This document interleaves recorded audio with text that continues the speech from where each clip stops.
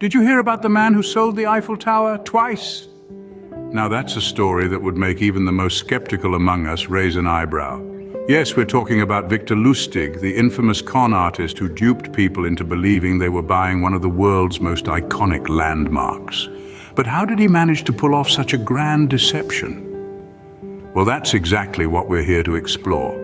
In this world where truth often seems stranger than fiction, mastering the art of deception can be a fascinating journey.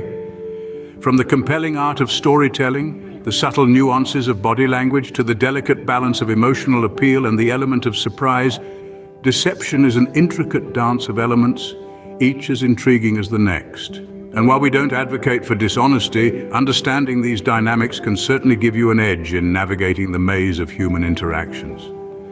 So, let's dive into the world of deception, shall we? Everyone loves a good story, right? Especially if it's not quite true. Now imagine you're spinning a yarn, weaving a tale of intrigue and suspense. The art of storytelling is a key element in deception. A lie, no matter how outrageous, can become believable if it's packaged as part of an engaging narrative. Your story should be compelling, full of twists and turns that keep the listener hooked. It's not just about what you say, but how you say it. The tone, the pace, the rhythm of your words, all contribute to creating a world that your listener becomes a part of. Think of it as painting a picture with words, a picture so vivid and immersive that it blurs the line between reality and fiction. And the more absorbed they are in your story, the less likely they are to question its authenticity.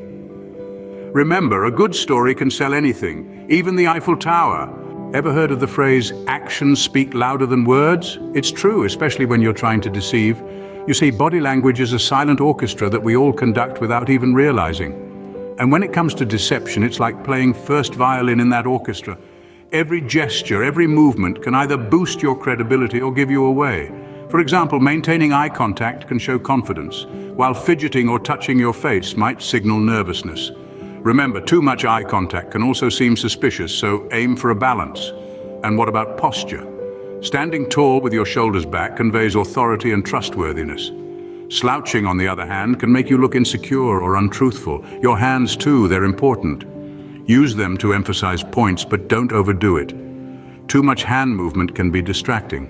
So the next time you're trying to pull a fast one, remember to watch your body language. The devil is in the details, and so is a good lie. When it comes to mastering deception, peppering your narrative with little details can go a long way in making your tale seem believable. Think about it. Which story sounds more credible? I was late because of traffic. Or I was late because a 3-car pileup on the motorway had me crawling at a snail's pace for 2 miles. The latter, right? It's the same with deception. Adding details like names, places, times, even the weather can add depth and credibility. But here is the key. Don't overdo it. Too many details can raise suspicion. It's like adding seasoning to a dish. You want just the right amount to enhance the flavor, not overpower it.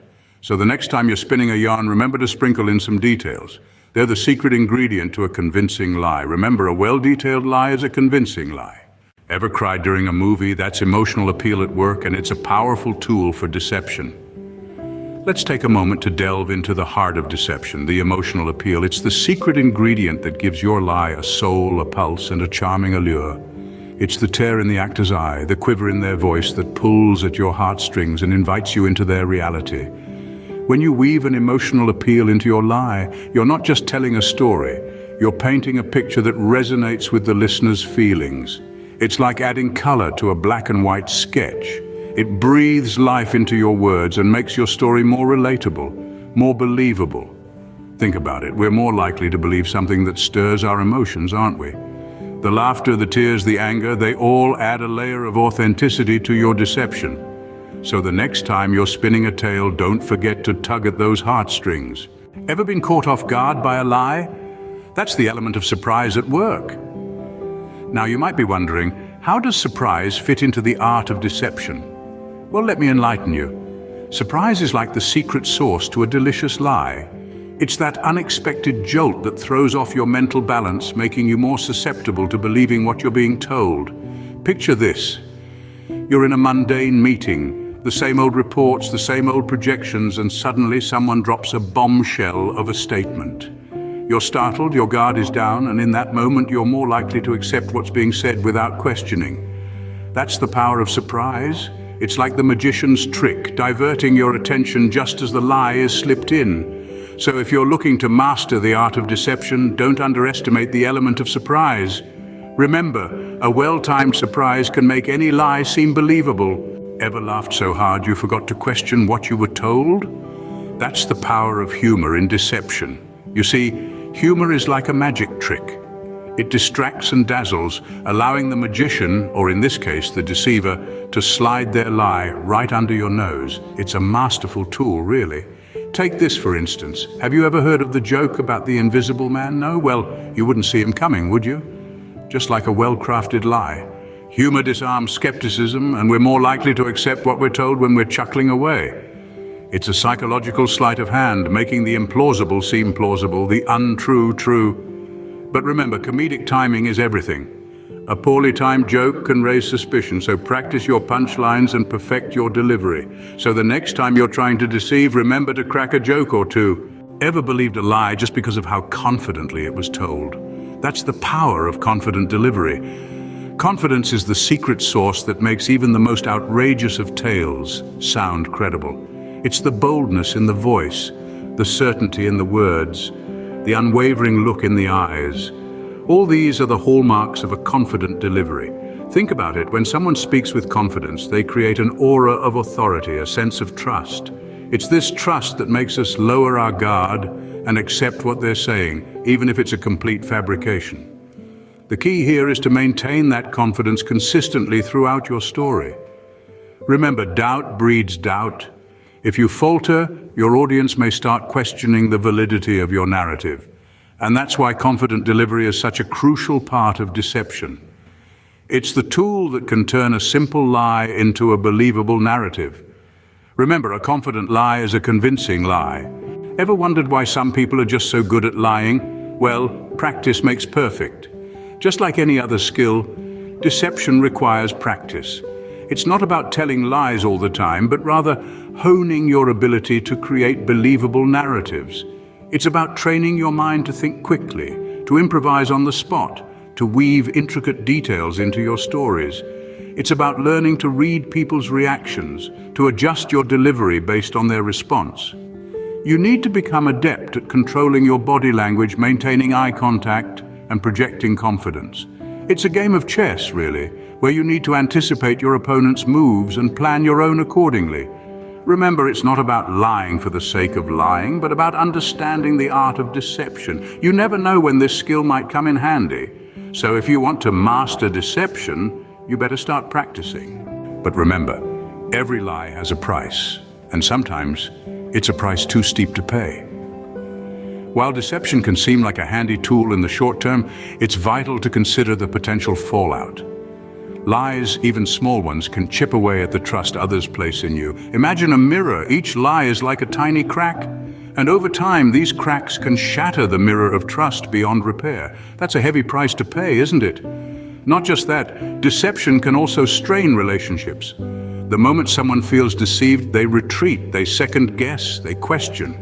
That's not a recipe for a healthy relationship, is it? And remember, the truth has a funny way of coming out, often when you least expect it.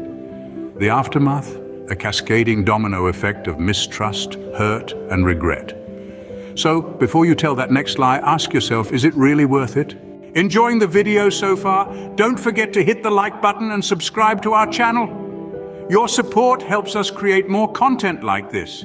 So tap that like button, subscribe, and even ring that notification bell. Now let's move on to some real-life examples of deception. Now let's take a look at some real-life examples of deception. Consider the world of poker, where bluffing is part of the game. A seasoned player might have a terrible hand, but by maintaining a stone-cold poker face and confidently raising the stakes, they can convince others they're holding a winning hand.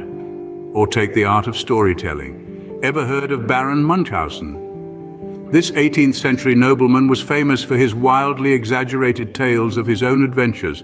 He added such vivid details and delivered them with such conviction that people were often swept up in his fantastical narratives. And let's not forget about marketing. Ever been persuaded to buy a product because of an emotionally appealing ad? Marketers often use storytelling, emotional appeal, and confident delivery to make their product seem irresistible. So as you can see, deception is all around us. But why do we lie? What's the science behind deception? Well, let's dive into the fascinating world of our brains. Deception is a complex process that involves several areas of the brain working together. The prefrontal cortex, the area responsible for decision-making and social behavior, plays a key role in concocting lies. It's like your brain's very own mischief manager. On a psychological level, lying can be a defense mechanism, a survival tool even. It helps us avoid conflict, protect our image, or gain advantages. In essence, we often lie to get what we want or avoid what we don't want. And to make matters more intriguing, our bodies sometimes join the deception party. Ever heard of stress-induced sweat or a guilty blush? That's your body reacting to the stress of lying, betraying your secret. So the next time you're tempted to lie, remember it's all just part of being human. So there you have it, the art and science of deception. We've journeyed through the labyrinth of storytelling, body language, and the power of details. We've explored the role of emotions, surprise, humor, and the confidence in delivery, not forgetting the essential ingredient, practice. We've also faced the consequences of deception and looked at some real-life examples, wrapping up with the intriguing science behind deception. Remember, deception is a tool, and like any tool, it's all about how you use it. Well, that's all for today, folks. We appreciate your time and hope you found our exploration into the art of deception intriguing. Don't forget to share this video and drop a comment below with your insights. Until next time, keep those poker faces on. Savored this video? Fancy another? Click the on-screen video for an even deeper dive into fresh territory. Your support is like a warm cuppa on a brisk day. Give us a thumbs up, subscribe, ring that bell for the latest content. Cheers for watching.